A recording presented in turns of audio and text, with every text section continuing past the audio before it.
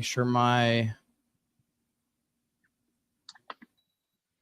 right, audio's good over here, right?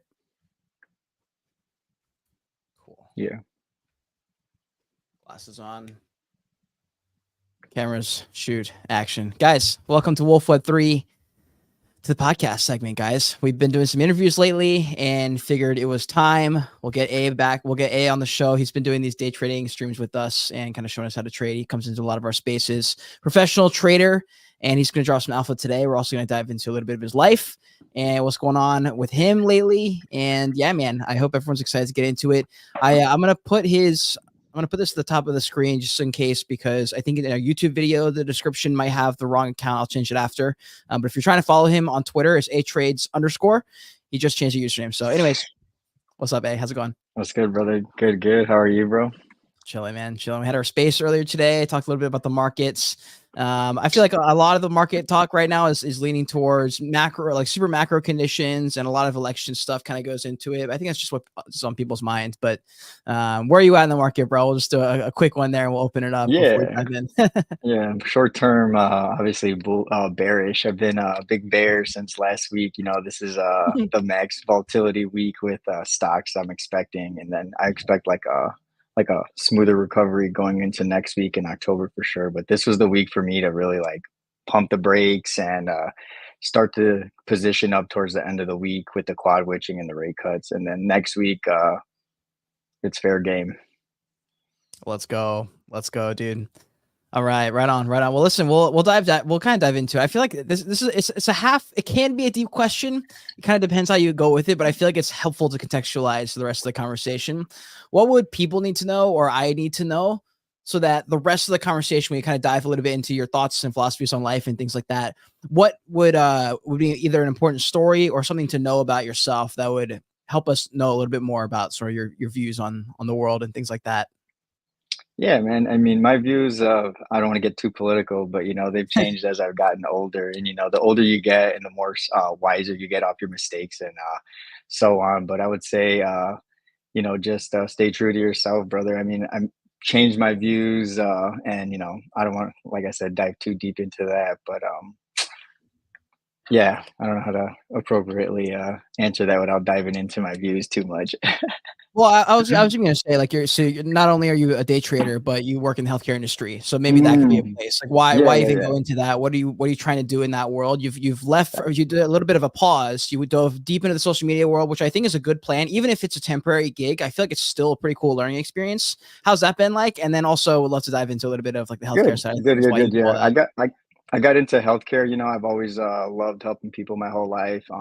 I really wanted to get into something that had job security and made a lot of money. So I really set my mind to becoming a psychiatric nurse practitioner from the second I became a nurse. So really wanted that job security. And, from a young age, I've really been ambitious. I used to sell gum in school. So I've always take my girlfriends on dates and whatnot, but I've always been pretty ambitious and always looking for great ways to make money. So from the MP standpoint, I kind of dived into, like, while I was already in my MP program, really hit TA hard with my mentor. So he really pushed me to just, be the best trader I can. And, I'm still learning to this day, making mistakes like everyone, but learn from the mistakes and, don't make that mistake again. Yeah, facts. 100%, bro. 100%. Yeah, it makes sense. So tell me a little bit about the last few weeks / couple months. You pulled out a little bit, went full time in the social media world. Yeah. How's that been? I know for me, when I made the transition, it was right in the middle of like the most hyped bull run ever. So I didn't even have time to think. There was no pause. Like, it was pretty much go from the get go until like it just never stopped. In your situation though, crypto pulled back a little bit. Things simmered down a little bit. Like, how's the experience been like for you? It's been fun. I mean, I've been pretty bagged up on my crypto since 2022, 2023. I've been blessed to have a really good job, and my wife at the time was working. So we really focused on, accumulating our wealth in the bear market. So you guys see like the trading aspect of me, but I mean, I have a huge like stock portfolio in HODL that I really don't talk about, but I have, my markers when I sell that. And, trading these last few months have been really fun for me. Trading in a bear market, you can short it. Trading in a bull market, you can long it. And right now, I'm very short. short, and I've been for the past few weeks or maybe like 2 months, but I've been, I know, excessively short. But the time to flip, I know it's actually been not a few weeks, it's been a lot longer. It's been a lot longer, but the time to go long is upon us. I wouldn't go short after next week, just based off of Bitcoin and the sentiment. So when the sentiment's this bad, you really need to be careful to not play the short side too aggressive, because then you can get Mm. burnt. Yeah. Okay. So talk to me a little bit about like your philosophy, because this will go hand in hand with, with trading. Something I was surprised with was when I first started diving in was how much of it was a mental game, and your mindset towards the world affects how you trade and how you react, especially if the market reverses right when you get in, which is probably something that happens to just about every single trader on the daily. But what is sort of your philosophy? Like, are you one of those guys who attacks the world from? I feel like it sounds bad. I feel like no one would even answer it this way, but like, you look at the world and you're like, oh man, that doesn't look so good, and almost moving not out of fear, but almost like, I really don't want that kind of future? Or are you more like an optimist where you're like, no, I'm gonna make this super sick, it's gonna be cool, I don't really care what the factors are in the future, because I'm gonna get mine, I'm gonna be good, I'm gonna make sure I'm set? Like, well, how do you sort of approach that side of things? So funny that you say that. I'm a realist. So being a realist, you kind of get to play both sides. No, for real, and that's how I'm able to trade the long and the short side. Because you're right, someone who's optimistic as like an investor or trader, you refuse to take those short positions. Where I'll flip long and short based off of what the time frames are telling me, and I'll be able to handle, like you said, like a trade that goes wrong, just zooming out and looking at like the daily, the weekly, and just being like, is this like an appropriate support and resistance zone? Zoom back in, but all time frames really are important as a trader to stop like that type of reaction and get burnt, because then you pull out and then it rips again, right? Literally. Yeah, pretty much, dude. Pretty much. Did you say what do you think it's like for day trades? You've probably, well, I know for a fact you talk with a lot of these traders. You got a few group chats and stuff like that we're rolling in. What do you think is like the average mentality of a beginner trader, slash what is something that would be helpful for them to know from the perspective of someone who's been trading for a minute? Yeah, I mean, the basics are going to be the number one thing a beginner trader has to learn. Like, you really have to learn how to navigate a chart. You really have to learn like the really basics of RSI, MACD, some moving averages, and you really need to be able to handle like the emotional aspect of like trading. Because someone who can't control their emotions trading is really going to make a lot of faulty errors. And if you realize you're one of those people that can't control the errors from like pulling out of a trade, not putting a stop loss, then trading's probably not for you, and you should probably look at long-term investors, like investments. Wait, Like I you're have telling me they're cooked? If that's the cooked. case, they're wrecked? Yeah, if you Oh can't no. cooked, if you can't handle the volatility of a chart going down and that stresses you out and you're selling, it's Mm. not for you. Is there anything they can do about that? Are they quite literally cooked and they just got to figure something else out, or are there things? Because you put out a tweet actually recently, and you were like, I've been doing a little bit of internal, searching, a little bit of extra time on me, and I've noticed and pinpointed a few things where I could put some more work in. Like, how's Yeah. that been for you, and Yeah, what do you yeah, do about that? absolutely. So just like, anything, if you really study and you really being able to dial in and pinpoint where your flaws are, but the hardest thing for a human mind is recognizing your flaws, and secondly, executing on how you can fix that. A lot of people refuse to believe that their philosophy in trading or how they're interacting with a trade is wrong. So that would be the first step, is recognizing where you're faulty, recognize where your triggers are, and kind of mapping out what you need to do to like not make that same mistake. So if you make the same mistake, kind of figure out what went on at that process. You sold too early. Why'd you sell too early? You didn't zoom out. There's a lot of things that on the mental side that could help if you are good with self recognition as like a trader. So Mm. How many trades are you getting in? Like, what was it for a new person who's trading slash middle, intermediate trader? They're like, all right, I got to get into this. I got to buy Solana. I got to short Ethereum. I got to buy Bitcoin. I got to buy this Bitcoin miner. Like, what do you think is like an appropriate strategy for someone who's just getting into the beginning of That's things? that's tough. I mean, as like a novice trader, I definitely traded too much, because then trades move at like different speeds, especially if you're trading things not in the same category. So if you're Mm. trading like Bitcoin and you're trading like an alt and a meme, they're all gonna be like, you're gonna just get confused. My recommendation would be like to stick to one trade, size it up until you get good, and then you're being able to manage like multiple trades at multiple times. Because I'm in probably like 5 to 10 trades sometimes. Like right now, I have 5 trades going. So you and they're think all short. to get to Calvin's level, we gotta wait a little bit, huh? Put in a few years, the minimum, Yeah, before you try having these yeah, trades. yeah, yeah, for sure. Definitely don't want to open too many positions as a new trader because you can definitely get overwhelmed, and then the FOMO and then the fear kind of mix, and you really don't know when to close a position or like when would be the best time to close a position. Yeah, yeah, definitely. And I was just doing a bit of peeping on X. It looks like it does have your old Twitter linked, unfortunately, but I think you retweeted it on the Wolf account, so it'll still get out there. Yeah, I did. No Um, worries. okay, perfect. Yeah, Billy. Hey, what's up, man? It's good to see you in the stream, brother. Yeah, it's different, bro. Like we're on YouTube, we're out here on the video stream now a little bit. Put in some work. Yeah, I feel like I mean that's the world I lived It's in, podcast fun. It's world. fun being able to see the faces instead of spaces. Yeah, 1000%, dude. 1000%. Yeah, so I wanted to jump in here with some questions that are, I guess, they're not as deep into the trading side of things. That's not true. I do want to ask this question before we go that direction, actually. So talk to me a little bit about your biggest wins, and then I'd love to hear some big L's and talk about some of those, because I haven't heard many of those stories, but I know everyone's Yeah. got them. No, I have some. I mean, my biggest sell would be not selling my Ethereum at the end of the last bull market. So imagine not making like a sale on like hundreds of ETH and then just riding it out. And, that L turned into my biggest win because if I would have sold, I would not have gotten this good at TA. The only reason I really got obsessed with Mm, TA is because I got really depressed for a few months and I kind of just like realized why I made a faulty error was following other people's advices. So I really just turned that L into a big W. But trading wise, I've taken some L's in my what was career. that entry price before you sold? Do you remember? Which one? My ETH? For the ETH, when you didn't sell the top of that market cycle? My average is like 1100. Yeah. So yeah. So I got the meat of my ETH in like 2019. I had some BTC in a ledger, converted half to ETH, kept that, and then just like rode it out till where I'm at Mm, now and just continue to add to my bags throughout the bear market. I accumulated a bunch of layer ones, ones that have really good utility and mhm. just kind of stick to my conviction. And here I am now today, just kind of mapping out, getting ready to sell it because I'm dumping it. I'm selling everything this time. Even if it's too early, it's okay because there's always an entry with the trade. With even if I sell too early, I made a lot of money, and if I got to wait a year to get a good Mm, entry again, I'll wait a year. But the money is going to be made this time. yeah. Hey, dude, I hope so. I hope so. But my All right. biggest L in trading. So currently, I have a 80. I had or it's about negative 80 thousand right now on Riot options. Oh. So Yeah. Yeah, I the think miners took a I'm hit. open about it. I think I told so this will be my biggest L if it doesn't make a bounce back. But prior to that, maybe like 10 or 20,000 a few times.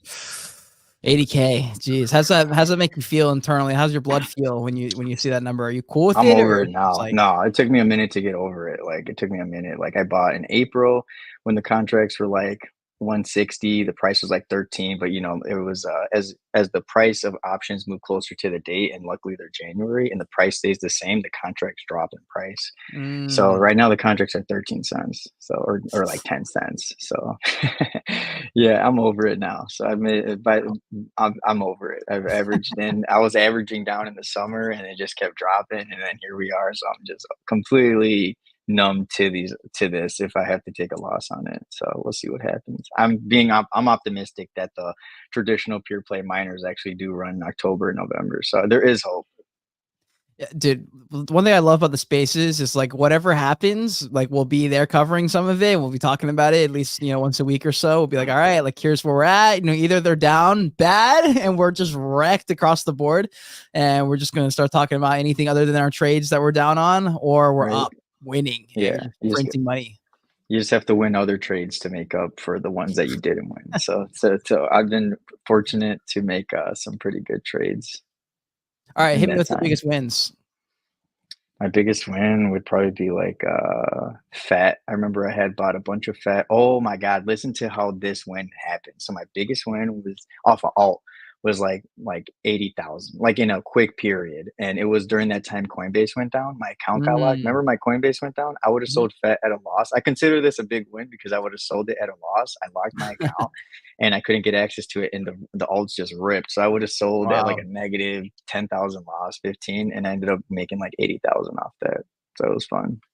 that is a big win right there. How about a win Yeah. that you planned for?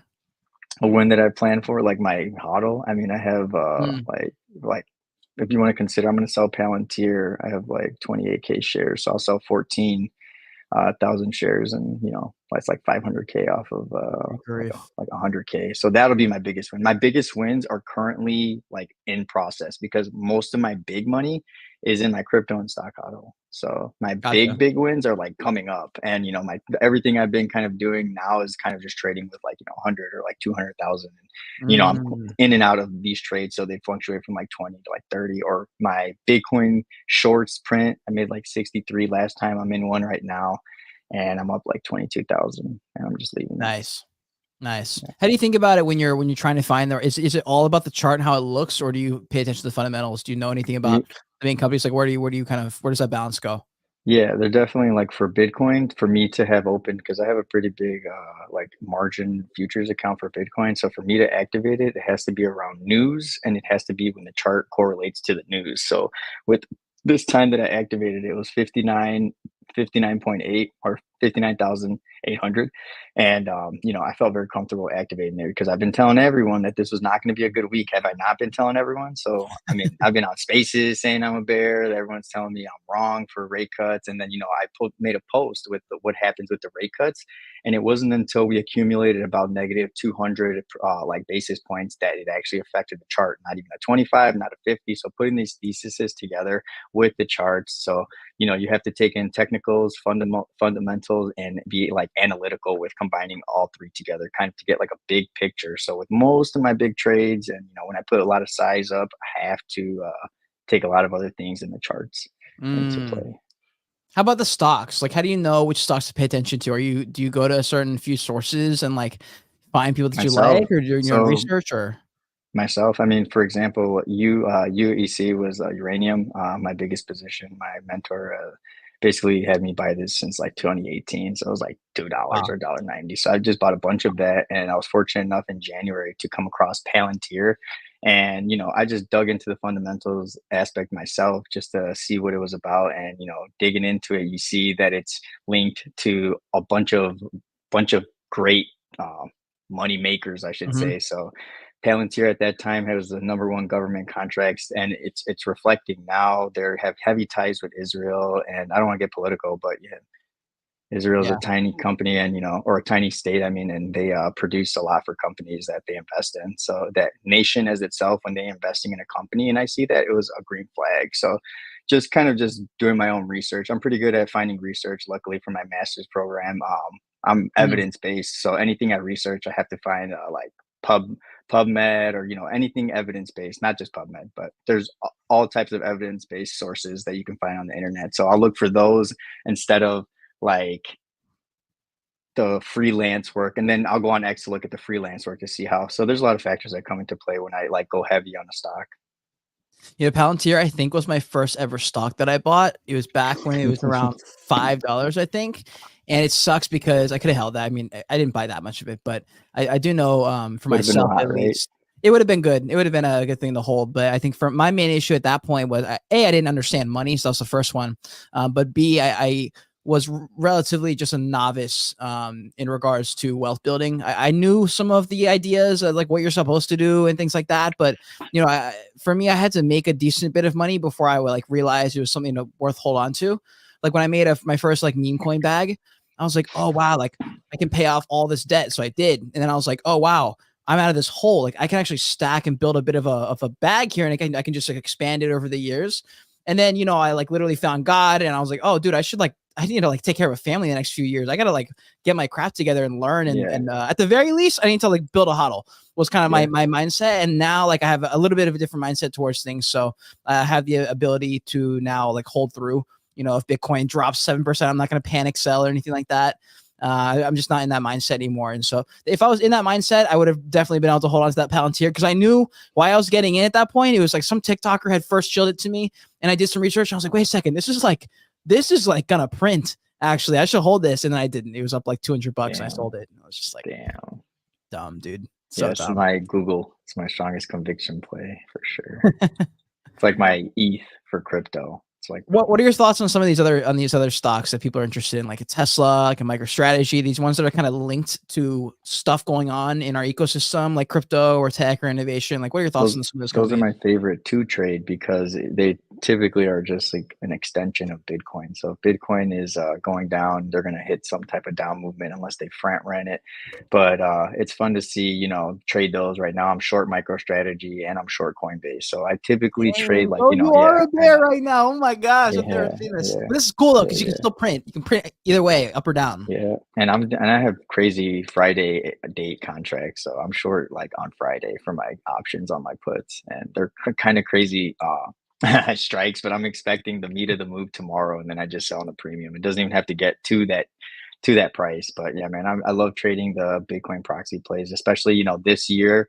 I really got into the miners, especially with the community and just how big it is. It's almost like it reminds me of like 2019, like the Link Marines, the XRP Army, Mm, like those like culty type of followers. And it's cool because it's like a sector. It's not just like yep. one coin. It's like, you have Mara, CleanSpark, Iran, and it's like everyone competing. And Yeah. competition's good for either hype or FUD. So it's fun to trade the derivative plays. And typically if I wasn't trading them, I'd be trading like alts. And it's crazy, I haven't traded any alts, man. I just short Bitcoin now and then just look for setups on the miners and Yeah. long-term positions. But it's fun.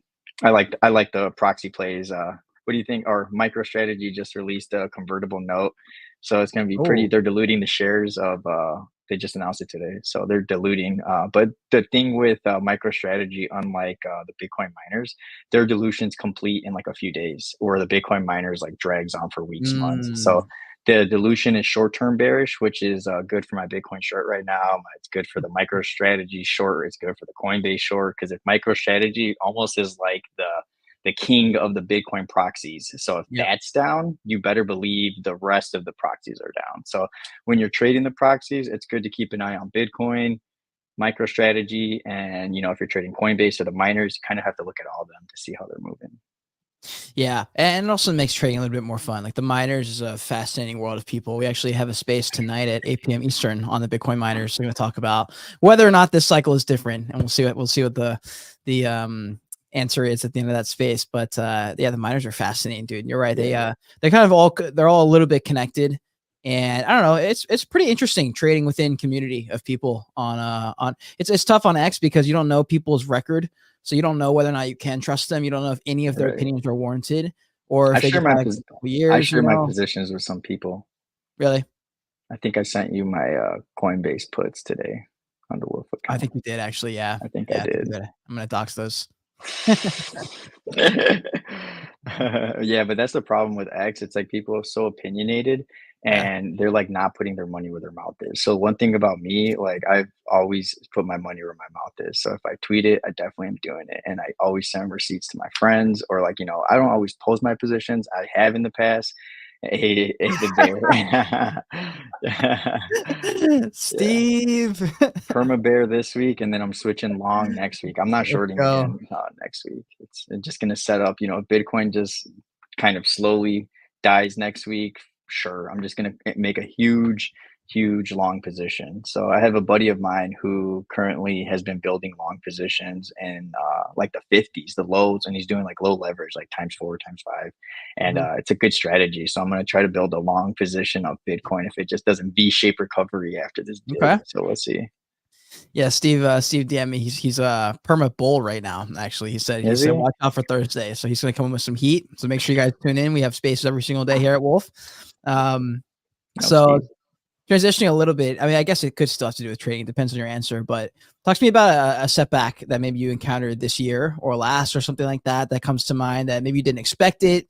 Tell me a little bit how you reacted to it. I'm trying to pull more like stories, real life Yeah, examples for people. A lot of podcasts, people will speak in generalities. yeah. And I don't know. I feel like stories are way I more think helpful. I think a setback was how this entire market kind of behaved in the summer. Like the setback of getting no alt season, and kind of just really threw me off as like a trader, and just really had to like refocus and like zoom out on the charts, like the weekly, the monthly, to kind of see if an alt season's possible. So really the setback was, I anticipated selling a lot of my ETH, or anticipated selling a lot of my alts, and we didn't get to see like a DeFi summer or like an alt season. It was always meme season, baby. It was always meme season. So the setback this year for me was not realizing the power of the meme community. I can't believe that the Mm. liquidity just keeps going back, and it's going back into the memes again, bro. Have you been watching the charts? That poly market, like it's people are in it's gambler mode right now, but I think it's because there's no retail interest, or we don't have this flood of billions of dollars coming into the markets. I think that's all you can do until we Yeah. have that, because you're basically just like hot potatoing it back and forth amongst the top traders, and then people get their paycheck, they dump it right back, they give it back to the influencers, and the KOLs pump something, and then they cycle repeats. Yeah, so the setback really was just that I didn't get that liquidity I wanted in the summer, kind of to just switch positions, because I always roadmap like my long-term trades, and I really anticipated getting a lot of liquidity from my alts, so I could position up a little differently at Mm. this time. So instead of doing that, I'm selling half my Palantir positions to get that liquidity, because this is the time to buy. So with setbacks, you always just want to focus on re-strategizing and not like looking at the glass half empty. I'm Mm. a firm believer that we're entering like a parabolic move here, like an impulse move on like, even if you want to talk about Elliott waves, like wave three, and it's like that's the impulse. So max pain, then max gain, baby. Yeah, I've been looking at some of the altcoins, and I'm close. I'm close on some of them like that. I really want to. I'm trying to just gauge the upside potential with them. I think like I saw Black Widow, I think, had tweeted out, and she was like, look, if you're trying to get into altcoins, they could bleed again. She was like, but realistically, we're already down like 80%. She's like, I don't know Yeah, what else you want. And in my head, I'm like, I just feel like the thing is, if Bitcoin traces down to like the 40s, I feel like altcoins are going to get wrecked again. Like, not 20%, like 50, 60, another 60, 70%. And I'm just like, I can't imagine like building up this bag and then dumping it into a random altcoin, losing another 60% just to be like, I knew I should have waited kind of thing. But I think that's just like the dilemma of the yeah. trader. Yeah, and you just gotta look at the charts. I mean, the like same way I look at the alts right now is the same way I'm looking at the miners. And the downside to the upside risk is a lot better to the upside. I mean, you really can expect these to retrace back into bear market. This is how you gotta look at it, like philosophy wise. If you think they're gonna retrace more, then the bull market isn't happening. So if you really think that they're Mm. gonna keep retracing from here, there's no bull market, because then they enter bear market.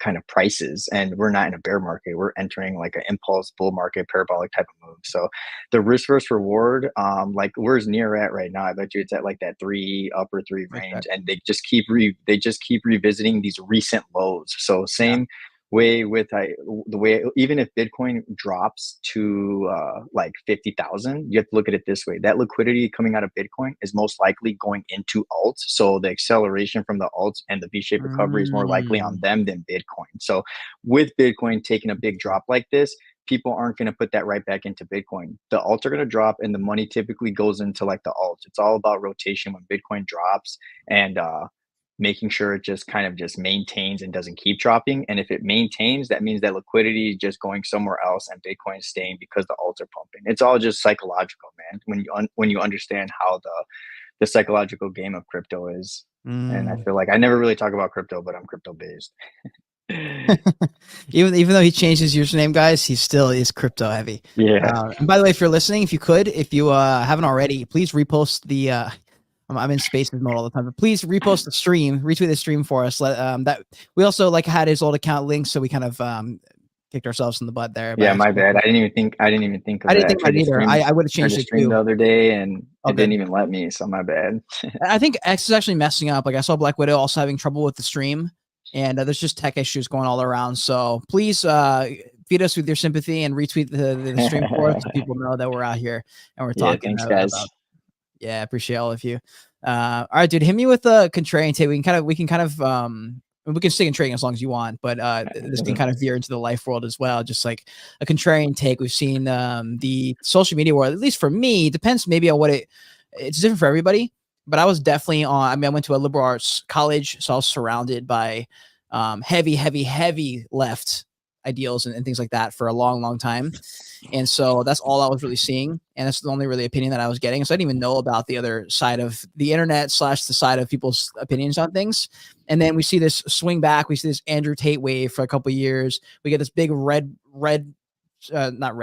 wing revival thing. Then that starts taking over. Then Elon jumps in, starts going, full free speech. But then he's a little bit weird with it. He'll like ban random accounts for his own gain, and people are like, "Wait a minute, maybe you aren't doing this." Like, where's your brain / where's your gut at for where the world is sitting at for either young men or just things that you're seeing online? I'm kind of just curious on your take on all this stuff. Yeah, man. I think it's we're heading into a scary time. I mean, this isn't the world we've been living in throughout our lives. I'm not sure if it's going to be a positive ending or a good ending, but it just doesn't seem like we're entering into any like positive era. Like I'm looking at the glass half empty when it comes to like the world. I'm not liking basically what I'm seeing from now. Miss pre-COVID era was like the golden era. I felt like, looking back, the dollar cheeseburgers, baby. Like food is expensive.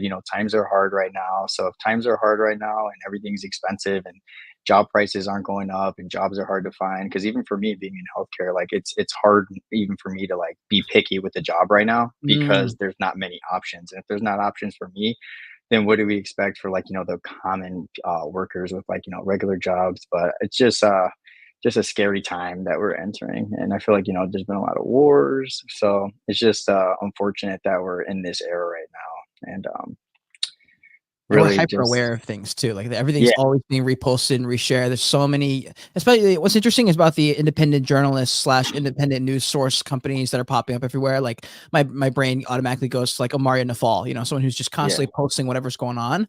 The one thing that's interesting is we got away from like mainstream media because they're corrupt. They do this, do that, insert the 10th, to the reason that we think they're corrupt. And we're probably right.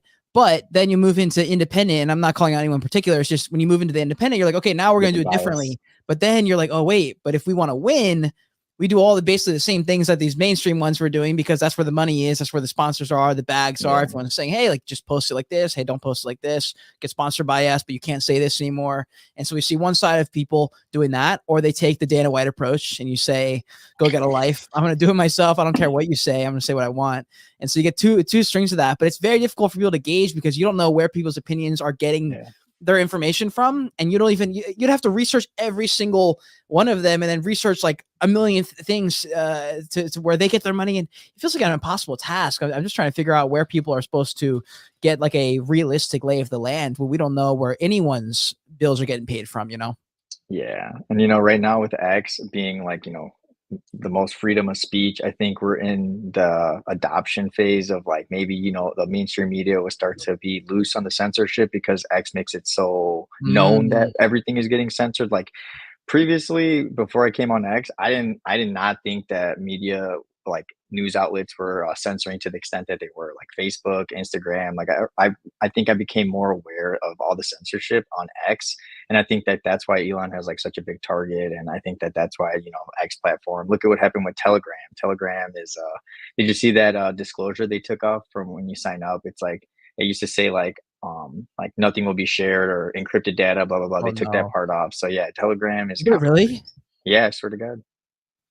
Wow. Yeah. Wow. So That freedom is of wild. speech is important. I mean, I think that's what I've become aware, like big time. And Mm. X is the last man standing. Yeah, it's fascinating, bro. It is a fascinating world that we're living in right now. That we're just spending so much time online. Oh, here's a good question that Billy, maybe I forgot to ask this a few minutes ago, but this is kind of what we were talking about a second ago with the alts. We'll go into alts this time with $1 billion in ETF dollars, which doesn't play into crypto world. Might be different this time.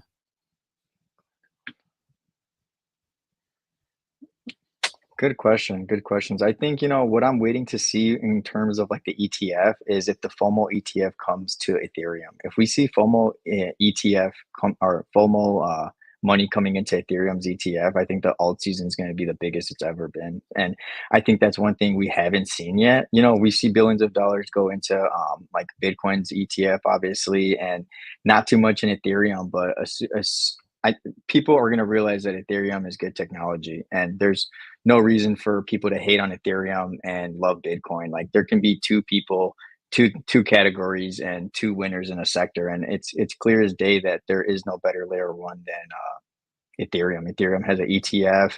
The upgrade that they did makes it cheap on the gas fees. It's good technology. It don't see memes on Ethereum that like you do on Solana. It's deflationary. So I think it's just a matter of time before people realize how important ETH is as like an alt.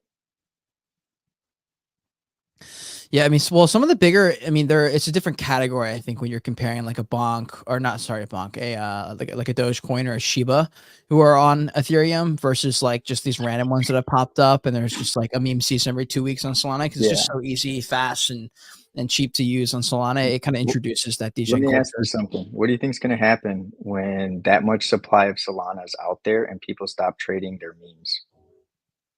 That's a great question. There's an unlimited supply of Solana available to mint, as proven by like Pump Fund and how cheap it is to launch a coin. So Yeah. what people don't realize, like tokenomic wise, when people stop trading on those memes, there's no Solana being there's no transactions. So that when that supply is out there just dead, when the meme project dies, the Solana supply just keeps on growing while the transactions don't get processed. It's not going to be good for Solana. I think Solana's days are numbered with that being said, unless the meme craze just never dies and they just keep making new memes. But I mean, it's definitely possible with how I didn't expect memes to still be this popular this late in the cycle. But I, that's what I trips me out about Solana is the unlimited yeah, supply and yeah. what's going to happen when people stop trading it. So I think they are going to have the biggest bear market out of, and you're going to see some crazy low double digits in a bear market when they're done trading it. That's Oh for wow. sure. And Yeah. with no hope of returning, kind of thing. No, it'll return because I'll buy that. People will always buy that. I mean, you can always just continue to just make a new meme season. But I mean, Yeah. if there's that much supply out there from creating these memes and no one's using them and it's just there, it's not deflationary like ETH or AVAX, where if it was just chilling in a bear market, it's at least going to stay stagnation, and we're seeing that with these. But right now, Solana is really one of the only layer ones that went into like hibernation. Like it doesn't stop. I mean, even Yeah. when we were in a big downtrend, it was still maintaining its price action. So it's just so odd to me that it's just so odd to me. And it's all comes back down to like tokenomics. And that at the end of the day, tokenomics is like math or physics to me. Tokenomics is the law when it comes to crypto, and the tokenomics for Solana as a layer one don't add up to me when it comes to other layer ones. So I'm this is Mm. my hypothesis, and what I think is going to happen. I feel like it's a logical thing to think about, and I think not enough people are talking about that Solana, like the unlimited supply, and what's going to happen when the memes are done. Like the price is not going to sustain because the price is only where it's at because of the transactions that the memes are doing for the network. So think about that. That's a good point. You know what? One of the options I see is they go into a different altcoins meme season, and we see the same thing happen on an Avalanche or maybe a near protocol or something like that. Like that's one option. One of the other ones I think that it could definitely do is it leans heavy into some of these bigger plays like the Ethereum or the Bitcoin. I've built a Hmm. bigger Bitcoin position than I ever thought I would, just because I'm like, wait a second, I got to buy up this while I can. I think there will still be a crash, and hopefully I'm out before that, so I can rebuy back in at a lower price. But in my head, I'm like, okay, so there's not that many coins that are proof of work that you can't just spin up and figure out some way to just Yeah, print more. exactly. And there's a cap on. There's no way to go over that number. And so I'm sitting here going like, okay, well, at some point people are going to buy up more of it. There's no way to print more.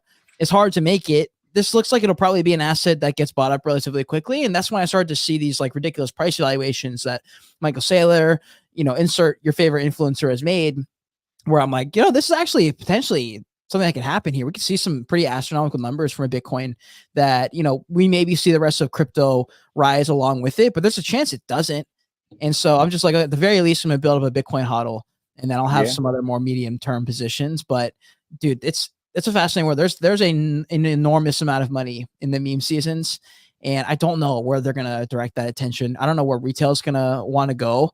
yeah. Um, dude, that one's really, really tough. I don't know what happens when AI gets introduced in a way that's actually helpful. That's not just a buzzword. I don't know how that affects the industry, because in my head, once AI starts becoming a thing, the conversations around the metaverse become real.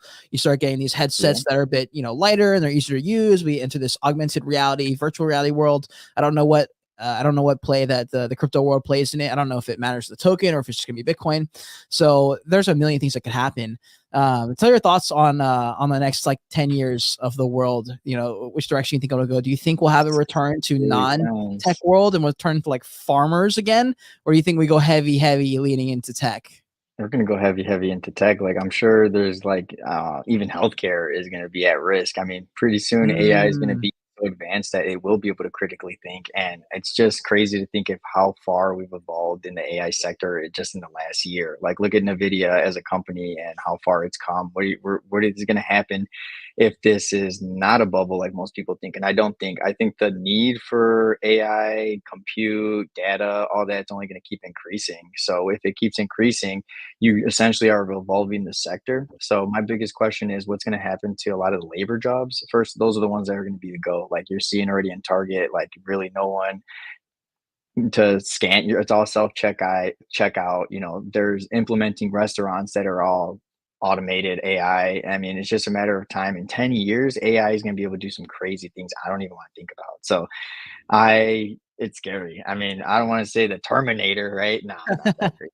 Not that. We're probably far away from that. But I think AI is just, if implemented right, can help a lot of people, cure a lot of things. But it's unfortunate that we live in a centralized world, centralized country, especially. So the only thing I think of when 10 years is AI is just going to replace the labor market. It's going to be we'll probably get cheaper products again because you don't have to pay people. So with AI, I think is going to be interesting to see in the next I would say 5 years, man. We're going to get a lot of questions to our answers. yeah, one of the things I think about with AI is, and I just realized, I don't know why I had it zoomed out. I guess it's fine to have it zoomed out. I just feel like it looks cleaner and has better like engage. Well, I want to see if the numbers pump up because of this real quick. I may move it back. What do you like? Do you like this version or do you like it zoomed out more? Honestly, that looks clean. We could Yeah, try yeah. that. We could try Yeah, we'll that. try Those it. look clean. All right, we got to get off the 666 viewership though. We gotta move it up. Someone else join the stream so we can add one more. Here we go, 667. We're good now. We're safe from the devil. Kayla says I hate centralization. I'm with you there. Yeah. Kayla likes it zoomed out. think I do too, actually. I think I do too, actually. Man, Kayla couldn't even give us Yeah, I 30 think I seconds. did. Kayla just joins the space as any typical centralized figure and just makes changes. She's a monarch. No, I'm just kidding. No, she literally spawned in when we mentioned AI. She just knew. She like She heard it. heard it. She the She heard ripples it. through the metaverse. She just heard it and joined the space. No, it's great to Yep. have you in here, Kayla. So yeah, so I mean, one thing you mentioned there on the AI front, like something I think about a lot that comes in, it probably makes itself into a bunch of these red pill conversations, but it is something that in a very real way has affected me. Is I'm like, because there's so much at our fingertips, so the ability to just get distracted or waste your time is so easy now, and I fall into it. 9 out of 10 times probably. Yeah. But like having to get your crap under control, get your mental self-discipline under control. If you don't have it, AI is going to make everything so easy. You're going to have anything you possibly could want that's enticing or seducing in any manner. It's going to be a 10x harder to give it away Yeah. once we have these goggles that just like put it right in front of you. You could just click in front of your face and whatever entertainment you want is right there in front of you. So I've just been like, I gotta like lock in. I gotta make some more Yeah. money. I gotta stay locked in. You got to But lock in now because it's going to be hard as AI advances. It's going to be hard for that's a good point you bring up. The more we advance in the AI world, the harder it is going to make a lot of money because AI is going to be the one making that money. And who controls AI? It's going to be mm, the companies that are backed and running the most sophisticated AI programs. So I mean, they're out here already. It's called data scrapping. They're out here doing it. So wow. there's already X accounts do this. So it's a scary place we live in, dude. Scary place. Changing topics a little bit. We got a few minutes left here. I was gonna say, um, for people who, I mean, a lot of people, I mean, I met you this year. I feel like a lot of the people on spaces, I feel like probably everyone, I think actually, since you started the X account for the most part, I'm probably finding you this year. But what were you like a few years ago? / what were you like? I don't know, in high school. What was younger A? What was this guy up to? What was he doing? Yeah, always liked girls. He always liked money. I swear to God, I'm not lying. That's my mom. Let's go. I'll put you in a three-way text now. But I've always been very ambitious and very like hungry for like more. And I would say that's my best characteristic of myself is my ambition. So even from Mm. from a young age, I put myself into honors and AP classes, and my teachers didn't think I was capable of it, just to be with like the cool kids, or like I pushed Interesting. myself. So I've always been self motivated to get to my goal, indirectly, if that makes sense. But I've, always been driven and, hungry and ambitious. So I would say, that's been me from day one. So it's interesting to see, all my hard work kind of blossom now, and I get to relax a little bit, as I become almost 30. So Oh it's boy. nice. It's nice the hard work that I put in, and reflecting back, if I could have done things differently, I probably would have, but it's all right. It just took me a little longer to get here. And hard work pays off essentially. And I feel like, my hard work reflects on X. I'm grinding on X. I mean, Yeah. even when I was working my job, I was grinding, but it's a lot easier to grind now that I'm 100% focused on trading. Yeah, 1,000,000%. Yeah, I'm also gonna type it. It's A trades underscore, right? Is there any Yeah. capitalized in there? It's capital A and then just Capital A. lowercase TRADE capital Z. All right, I'm gonna pin this into the video, guys. If you haven't already, I think we Yep. linked the wrong A Trades crypto account. It's A Trades underscore, so I'm gonna have it up in the video for anyone who wants to give him a follow. Please give him a follow, especially if you're into the trading world or you like any of the stuff he's talked about mindset wise. He's definitely worth the follow. He comes into a lot of our spaces and co-hosts them, and he's excellent at the hosting role. If you're trying to work with some people in the industry too, holler at your guy. This is one of the guys you want to work with for sure. I'm only a bear this week, guys. I'm flipping Yeah. perma long next week. But hey, one thing people need to realize when accounts are bearish, if they're actually good at trading and they're credible with their bear sentiment, and I feel like I definitely am, then you use that bear sentiment to like hold off on buying or look for an Mm, entry. So that's what I like to tell people that get mad at me when I'm super short, or if I'm like super bearish. But that should tell you don't buy anything, just sit on your hands. Or if you're looking to buy, this is probably your time to buy. And I'm very transparent how like I flip from bear to bull, like how I tell you next week I don't want to short probably for the rest of the year, and I'm just straight perma bull. So mm. I feel like, it's important to figure out time frames with when someone is bearish and bullish. Do you who are some of the people that you would say you can follow without having to wonder too much about like their morals slash someone you can sort of trust? You're like, okay, I can at least, I don't have to take their opinion as gospel, but I'll take your opinion and add it to my repertoire. Crypto phase with the trading, he's a Crypto beast. face. So I think his account is real crypto face, right? yeah, yeah. He's a beast with the trading. I mean, there's not Yeah. many TA people that I like look up to, or like many TA people that I like even follow, or like, I just stick to my own advice. But when that man throws on a stream, I definitely look. And then if it's short and I'm like maybe thinking of going long, I'll look at that and be like, yeah, maybe not. Yeah. Love it. So a second ago, you mentioned you were like you've always loved, getting better, making money, getting the ladies and stuff like that. Do you think there's been probably too many people have a podcast now. There's one line of thought that says it's too superficial. It's not going to get you to where you want to go. But then in my head, I'm like, I was pretty much the same. I don't know if I would use specifically those terms, but I would probably say something along the lines of like, I wasn't happy where I was at. I saw all these other people that had things that I wanted, and I just aimed that way. And I only listened to people who had that. And I just grinded and pretty much just took forever. But I Yeah, that eventually was got, I'm aiming towards that direction. I'm a lot closer than I was a few years ago. In my head, I'm like, I guess that's superficial, but it still kind of works. yeah, no, that drove me my whole life. So funny that we're going back to this. I mean, I grew up like poor. I mean, I don't want my mom did the best she could to raise me and my brother, both nurse practitioners, but I went to a very good school. I was like, I wouldn't say poor, but I was like lower middle class. So all my friends were like rich. So Hmm. seeing that like them have everything, and then, Yeah. me wanting it from a young age, that's kind of what instilled like my ambition. So like, in life, I'm driven by the finer things. Interesting. Yeah, I was very similar there. My dad taught at a Hmm. school that was private, and so we got free tuition because of it. But I did not fit. They're talking about like, yo, we're gonna go to Rome next weekend. You want to come? And I'm like, I can't afford Not to go to bro. Rome, but I was in high school. We were partying in like houses that were like 5, 10 million. Like my yep. friends, like, and the moms were buying us like the liquor, and it was just like a crazy environment to be in high school. And I'm like, I want to be this rich. Like Dang, bro. seeing that, At least you investing got in the it. invite to these parties, bro. I couldn't Yeah. even get into the front door. Oh man, you're Oh my funny, dude. gosh. Don't No, worry, that's you're gonna funny. be. You're getting. This is our year, baby. 2025. Now we just flex. We're like, hey, listen, we're with Wolf. Just let us in, please. Thank you. Yep. Thank you very much. It worked a few times, actually. There's a bunch of times where it actually was able to pull that off. It's pretty cool. But no, I agree with you. I also grew up in a similar environment. So just seeing what people had, and I was like, Yeah. Constantly getting friends up by every girl. I was like, okay, I got to change something here. Something has got to change. I've got to get good at something, or I gotta work on myself. Like, I don't know what it would need to be, but Yep. it was, it was good. The chip on the shoulder mentality. I knew I had to go to school, and like I knew I had to like find something that made money. So I just went into I was an architect major previously, and then I dropped out after a Whoa. year because it was just too time consuming for like Mm. my lifestyle and how I was then. So I was like, what else can I go into that makes money? So I instantly thought nurse practitioner. So I was in nurse practitioner school like when I first became like a regular nurse. So I knew right away what I wanted to do with like my life. So very driven. Mm. Well, what are some of the things you're gonna at some point? I'm sure you may have kids. I know you got the wifey that you guys like Hmm. to go out on the weekends, have those brunches and stuff like that. What are Oh some of yeah. the things you're thinking about? You're like, all right, switching into dad mode hat. What are some of the ideals slash things you want to make sure that you impart onto the next generation of little A's?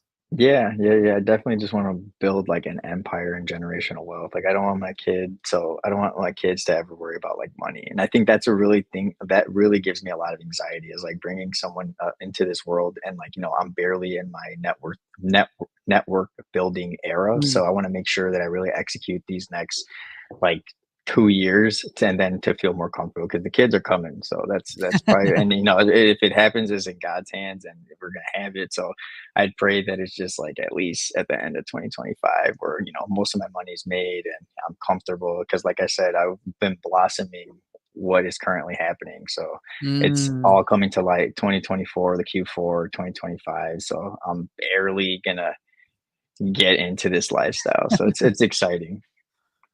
What are some of the you mentioned you like some of the finer things in life? I know you've got a couple collection. I don't know. I don't want to Watches, talk how many things you do, shoes. but yeah, okay, cool.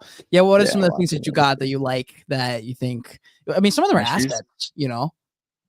Yeah, I could sell them. Yeah, you can like Right.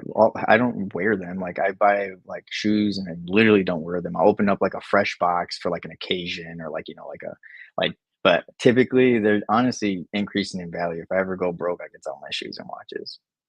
Mm, Sell it for a yeah. meme trade, baby. You got to buy a little bit more bonk or with hat. Just Yeah. sell your Rolexes or something. That's Dog funny. with hat. That's the one, baby. That's the one. It really is. I think that one's gonna just Wait, bonk rip. or dog with Dog hat? with hat. If I had to pick Think one so? meme besides, yeah, I think so. I Why? would. Why that one? It's so popular, bro. I mean, it's so popular. There's always so much volume. If there's one meme that's really gonna rip, I think it's gonna be that one over Bonk, bro.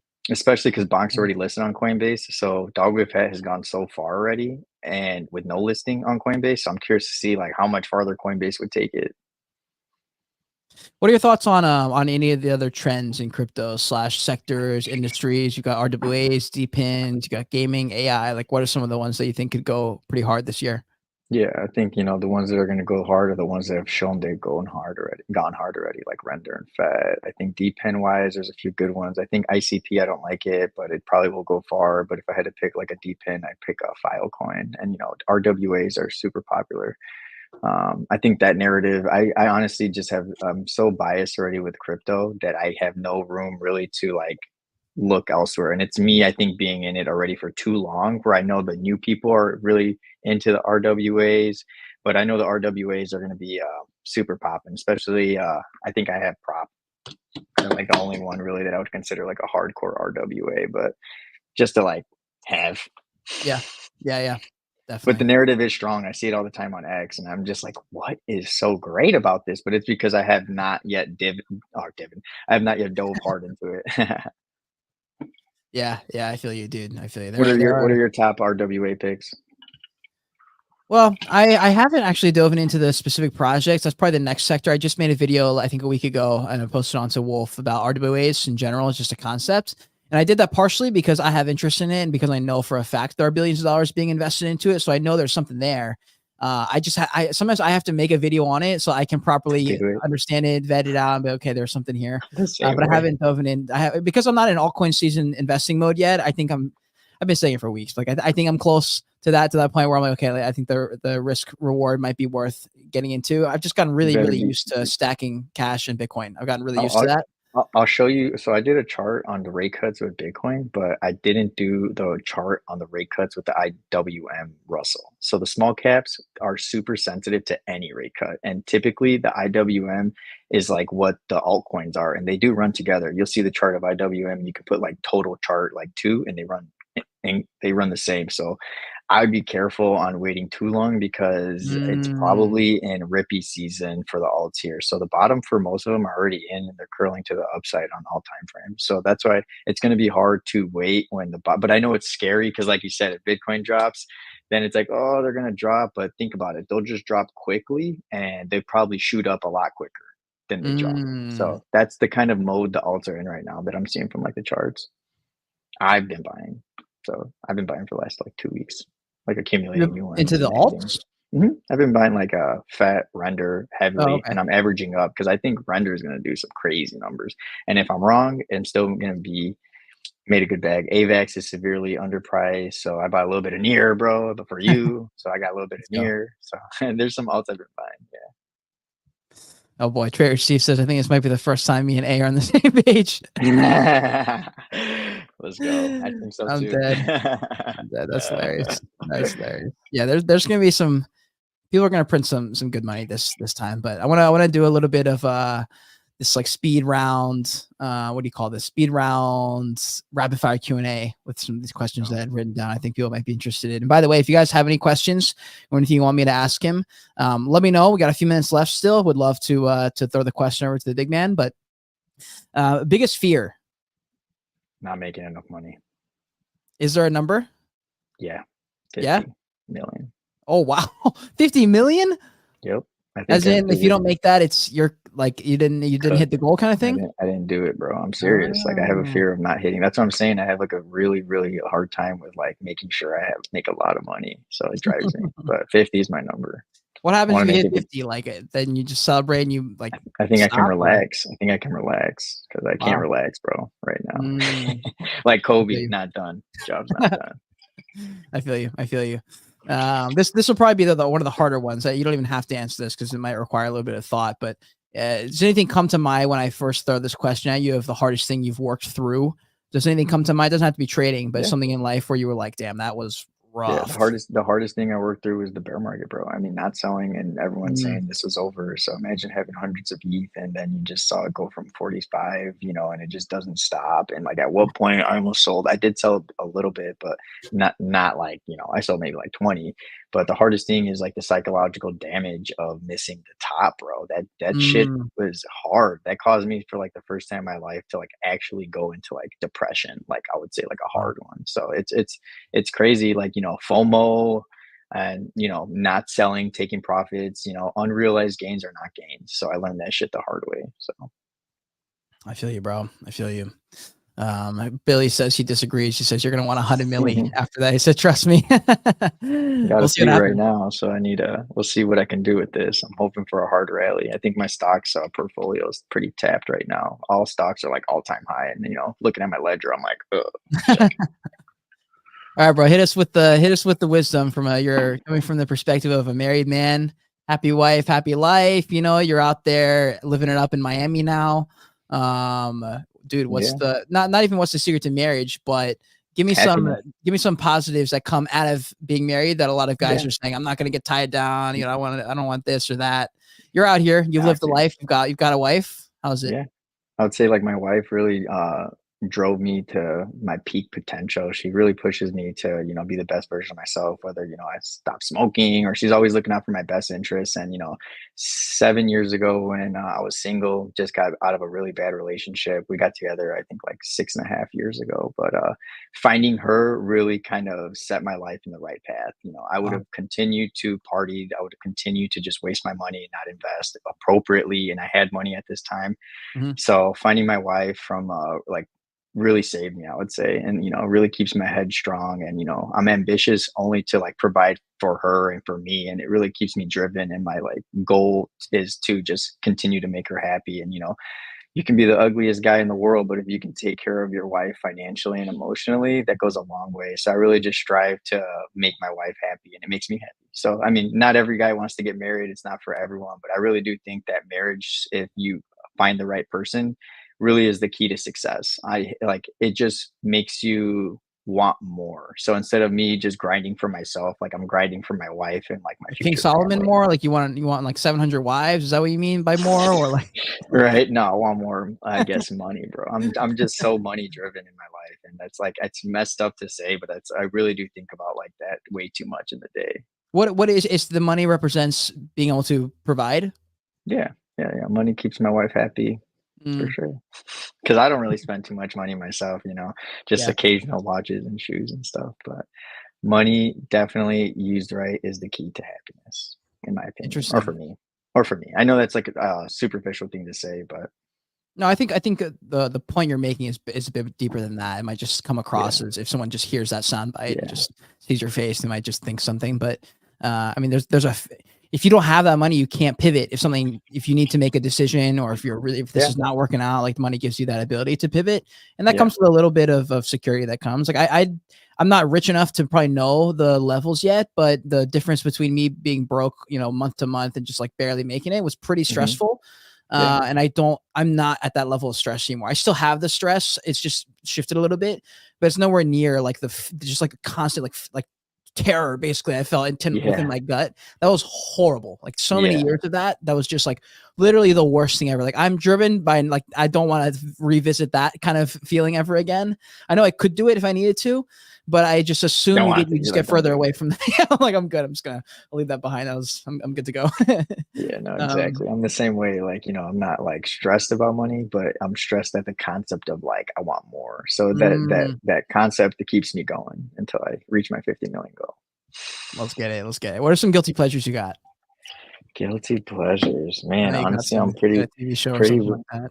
pretty well behaved. I'm not gonna lie. Guilty pleasures. I mean, I smoke a cigar here and there. I stopped smoking entirely because my wife really pushed me. So I went cold Yeah. turkey after smoking my whole life. So that's about Wow. my guilty pleasures. I smoke a Smoking cigar weed now. or Yeah, yeah, yeah, yeah. same? Keeps me level. Keeps me level. It did. But the problem was it was hurting my stomach. So I had Mm, health issues with like my stomach. So the smoke really was affecting me. And when I'm smoking weed, I'm just laser focused on like one thing. So I'm not able to like multitask like I normally am. So it was kind of just taken away from the happiness of my life. So I had to stop. mm. That's my guilty pleasure though. You're right. I love it.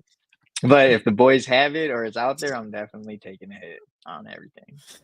Um, what was I going to ask after? There was some kind of follow-up I was going to throw in there. I can't remember.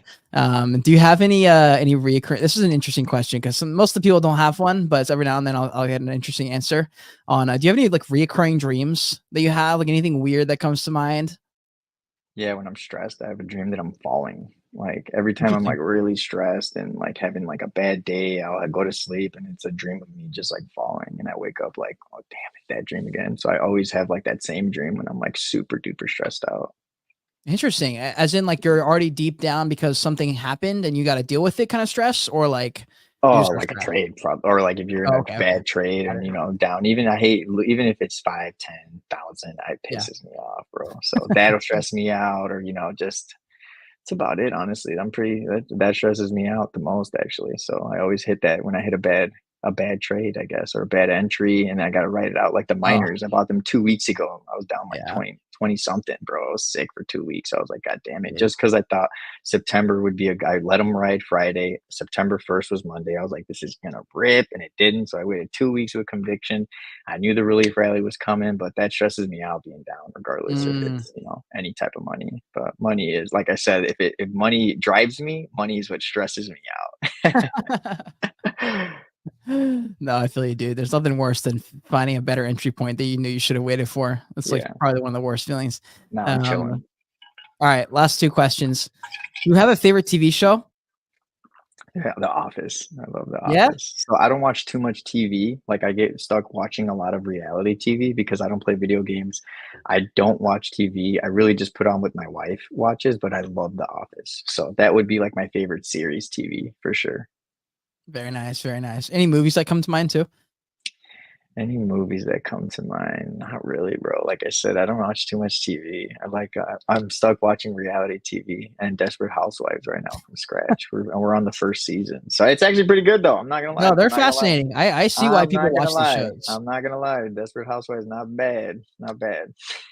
Dude, I mean, there's multiple times where I was living with people and dude, if they have a show like that on in the living room and I'm just like making dinner or something and I'm in the kitchen, I'm like watching over there. And then next thing you know, a couple weeks later, I'm sitting in the living room with them watching it. That's just how it goes. All right, last Right. question here. And you don't even have to answer this if nothing comes to mind, but do you have any conspiracies that you're like, oh yeah, Earth is flat? Definitely. We Any visited the moon or something like that, you know? conspiracies? Any conspiracies? The Trump shooting. How does he get shot twice? And That's the crazy. how did two people try to kill Trump and no one tries to I'm not saying, but how has he had two death sentences already? Sounds like someone's a little scared. Sounds like they're scared. Dude, we are So fully in the matrix. that would be the matrix for me is how is this the second time he almost had an assassination? First time being the closest. That was the Yeah. craziest. But yeah, that's my conspiracy right there. Wow. Love it. Love it. Dang, dude. Well, listen, I was going to say, do you want to shout anybody out before we wrap up or give any CTAs, call to actions for anything that's coming up for you that you want people to know about? Shout out to Cade. Make sure you give him a follow because he's the best host. So no, man, just appreciate you spending the time with me to talk. But you're a great host, so I'm giving my shout out to you, bro. You deserve it. I think you're the hardest grinding host out here on X, bro. No one's putting in the work like you. You're a grinding machine, bro. Let's get it. Thank you, dude. Thank you. I'll throw it back at you. Definitely give A a follow. He's a beast. I love doing these spaces with him. Anytime I can get on the phone with him or talk about whatever, or throw some texts around, I'm trying to do it. He's a good guy. So yeah, guys. Amen. That's exactly right, Crypto Billy. I hope you enjoy this conversation. Dude, I'm really happy we did this It was fun. podcast. We'll have to run it back again at some point. We have on Thursday like our TA educational stream where I'm kind of like I'm right past the beginner stage of traders, but not enough where I've even crossed close to intermediate. So he kind of helps me understand some of these things and how he trades. So yeah, definitely tune in, guys. Thursday at I don't remember the time. We'll post about it at some point this week. But yeah, give a follow.